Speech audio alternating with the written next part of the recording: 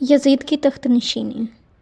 حضرت امیر معاویہ رضی اللہ تعالیٰ عنہ کے وصال کے بعد یزید نے تخت نشین ہوتے ہی مختلف ممالک اور اطراف و اکناف میں اپنی بیعت کے لیے احکامات جاری کر دیے۔ اس کے ساتھ ہی جو خاص حکم جاری کیا وہ یہ تھا کہ حضرت عبداللہ بن زبیر، حضرت عبداللہ بن عمر اور حضرت امام حسین رضی اللہ تعالیٰ عنہ سے میری بیعت لی جائے۔ چنانچہ جب یزید کا یہ حکم نامہ امام عالی مقام رضی اللہ تعالیٰ عنہ کے سامنے پہنچا تو آپ نے یزید کے فسق و فجور اور اس کی بدعمالیوں کی وجہ سے بیعت کرنے سے انکار کر دیا، کیونکہ ارشاد نبوی صلی اللہ علیہ وآلہ وسلم ہے کہ خالق کی نافرمانی کرنے والے کی اطاعت نہ کرو۔ حضرت امام حسین رضی اللہ تعالیٰ عنہ نے فرمایا، جن ہاتھوں کو نبی صلی اللہ علیہ وآلہ وسلم نے چوما ہے وہ ہاتھ یزید کے پلید ہاتھوں میں کیسے جا سکتا ہے؟ وہ منہ جس میں نبی کریم صلی اللہ علیہ وآلہ وسلم نے اپنا لعاب دہن ڈالا ہو اور جس زبان پر کلام خداوندی جاری رہتا ہو، وہ زبان ایک زانی اور شرابی کی خلافت کا اقرار نہیں کر سکتی، اور جو سر اللہ واحد لا شریک کی ذات اقدس کے آگے جھکتا ہو وہ ایک فاسق و فاجر کے سامنے نہیں جھک سکتا۔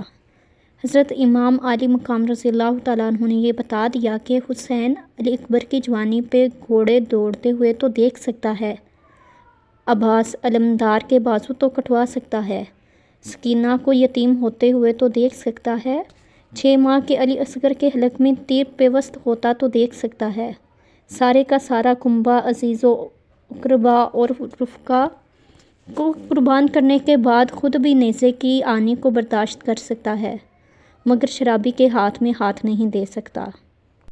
ادھر جب یزید کو پتہ چلا کہ امام حسین رضی اللہ تعالیٰ عنہ نے میری بیعت سے انکار کر دیا ہے تو اس کی عداوت کی آگ بھڑک اٹھی، اور اس نے مشتعل ہو کر عامل مدینہ ولید کو حکم بھیجا کہ حسین کو میری بیعت پر مجبور کیا جائے، اگر وہ انکار کریں تو انہیں قتل کر دیا جائے۔ جب حضرت امام کو یزید کے اس حکم کا پتہ چلا تو آپ نے مدینہ منورہ سے مکہ معظمہ جانے کا ارادہ فرما لیا۔ مدینہ سے کوچ، اور آپ 4 شعبان المعظم 20 ہجری کو مکہ معظمہ روانہ ہو گئے۔ مدینہ منورہ سے رخصت ہونے سے قبل رات کو گنبد خضرا پر حاضری دی اور کہا، اے باغبان گلشن توحید الوداع، میں جا رہا ہوں تیری بہاروں کو چھوڑ کر۔ روضہ رسول صلی اللہ علیہ وآلہ وسلم پر صلاۃ و سلام کا نذرانہ پیش کیا اور قبر انور سے لپٹ کر زارو زار رونے لگے، رو رو کر بے ہوش ہو گئے۔ جب ہوش آیا تو اس طرح درد دل سنانے لگے، اے نانا جان، آپ کا حسین آج کی شب آپ کا مہمان ہے، کل صبح میری منزل شروع ہونے والی ہے۔ اے نانا جان، آپ کا نواسہ حسین پردیس میں جا رہا ہے۔ اے نانا حضور، میں جا رہا ہوں، میرا آخری سلام قبول ہو۔ آج مدینہ چھوٹ رہا ہے، وطن سے دور جا رہا ہوں۔ ہائے افسوس، یہ کیسا انقلاب ہے کہ دنیائے عالم اسلام سے مسلمان اپنے وطن، اپنے عزیز و اقارب کو چھوڑ کر مدینہ طیبہ میں حاضری کی خواہش کریں۔ عاشقان رسول صلی اللہ علیہ وآلہ وسلم گنبد خضرا کی زیارت کے لیے تڑپیں، لیکن نواسہ رسول صلی اللہ علیہ وآلہ وسلم مدینہ سے جدا ہو رہا ہے۔ محبوب خدا کے کندھوں پر کھیلنے والے حسین جا رہا ہے، حسین سے مدینہ اوجل ہو رہا ہے۔ روضہ رسول صلی اللہ علیہ وآلہ وسلم سے آواز آئی، جاؤ بیٹا حسین، صبر کا دامن ہاتھ سے نہ چھوٹے، اور صبر و شکر سے جام شہادت نوش کر کے میرے پاس آ جاؤ۔ پھر وہ وقت بھی آ گیا۔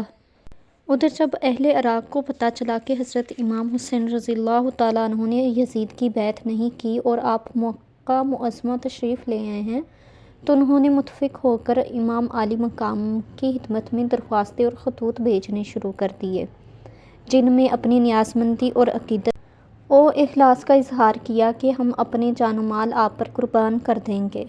آپ یہاں کوفہ تشریف لے آئیں، کیونکہ خلافت آپ کا حق ہے، ہم آپ کے ہاتھ پر بیعت کریں گے، ہم آپ کے غلام ہیں، آپ کا بھرپور ساتھ دیں گے۔ غرض یہ کہ امام عالی مقام رضی اللہ تعالیٰ عنہ کی خدمت عالیہ میں اس طرح کے تقریباً 150 خطوط آئے۔ اب سیدنا امام حسن رضی اللہ تعالیٰ عنہ کے لیے 2 مسئلے پیدا ہو گئے، ایک کوفیوں کی بے وفائی، دوسرا یزید کی حکومت جو دین کے لیے ایک خطرہ بن چکی تھی۔ ایک طرف امام حسین رضی اللہ تعالیٰ عنہ کو کوفیوں کی طرف سے بیعت کے لیے اصرار، جس کے رد کرنے کے لیے کوئی شرعی عذر نہ تھا، اور دوسری طرف صحابہ اکرام کا اصرار کہ آپ کوفہ نہ جائیں۔ لہٰذا آپ نے صحابہ اکرام کے مشورہ سے حالات کا جائزہ لینے کے لیے اپنے چچا زاد بھائی حضرت امام مسلم بن عقیل رضی اللہ تعالیٰ عنہ کو اپنا نمائندہ بنا کر کوفہ روانہ کر دیا، اور حضرت امام مسلم رضی اللہ تعالیٰ عنہ نے اپنے دونوں صاحبزادوں محمد و ابراہیم کو ساتھ لیا اور کوفہ پہنچ گئے۔ کوفہ والے تو پہلے ہی آپ کے انتظار میں تھے، دیکھتے ہی باغ باغ ہو گئے، آپ کا شاہانہ استقبال کیا۔ آپ کے کوفہ پہنچنے کی ملاقات کی خبر فوراً تمام شہروں میں پھیل گئی۔ مخلوق جوک در جوک آپ کی زیارت و ملاقات کے لیے حاضر ہونے لگی۔ کوفہ میں ایک نئی بہار آ گئی، ایسا معلوم ہوتا تھا جیسے آسمان سے چاند اتر آیا، چہروں سے نور کی شعاعیں نکل رہی تھیں۔ بیعت کا سلسلہ شروع ہو گیا، یہاں تک کہ 12,000 اور ایک روایت میں ہے کہ 40,000 کوفیوں نے پہلے ہی دن آپ کے ہاتھ پر حضرت امام حسین رضی اللہ تعالیٰ عنہ کی بیعت کر لی۔ ان بیعت کرنے والے میں بڑے بڑے علماء، رؤساء اور امراء بھی تھے، قبیلوں کے سردار اور بہت بڑے بہادر اور شجاع بھی تھے۔